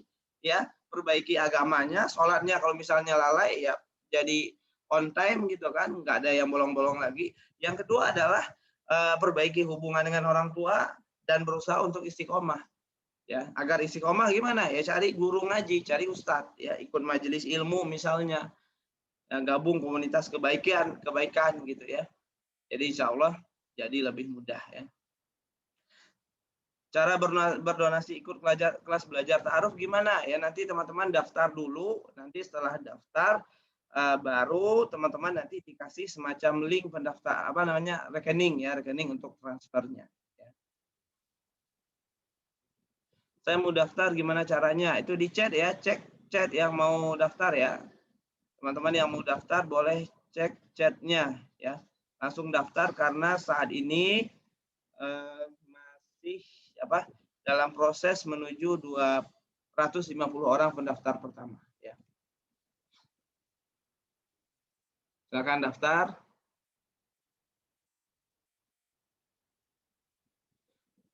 Oke teman-teman semua, mungkin itu aja ya pertemuan kita pada hari ini. Udah jam 10:30 ya. Mohon maaf ya bagi yang mungkin pertanyaannya belum terjawab karena memang pertanyaannya banyak banget gitu. Jadi tidak terjawab semua. Ya, insya Allah teman-teman semua, yuk ikut kelas belajar ta'aruf ya. Kalau di belajar ta'aruf insya Allah kita sesi tanya jawabnya itu ada sesi khusus ya. Jadi insya Allah semaksimal mungkin semua pertanyaan akan kita jawab gitu ya. Nah, mungkin itu aja dari saya. Saya mohon maaf ya kepada teman-teman semua atas segala kekurangan ya, atas segala khilaf ya dalam proses pembelajaran dari awal sampai akhir. Dan saya mengucapkan terima kasih banyak teman-teman udah mau nyempatkan diri ikut belajar bareng, belajar ta'aruf ya. Silakan jangan lupa reviewnya nanti mention ke akun saya @agusariwibowo. Insya Allah bagi yang beruntung akan mendapatkan 3 buku ya. Tapi kalau misalnya banyak yang review mungkin nanti bisa saya tambahkan jadi 5 buku ya. Nah ini insya Allah nanti dikirim sebagai apa? Sebagai hadiah bagi teman-teman semua. Ya terima kasih banyak sekali lagi buat teman-teman semua dan sampai jumpa di event-event belajar ta'aruf selanjutnya. Ikutin terus akun @agusariwibowo_ dan juga akun @belajar ta'aruf ya karena di sana kita akan infokan kegiatan-kegiatan terbaik kita. Wabillahi taufiq wal hidayah. Assalamualaikum warahmatullahi wabarakatuh.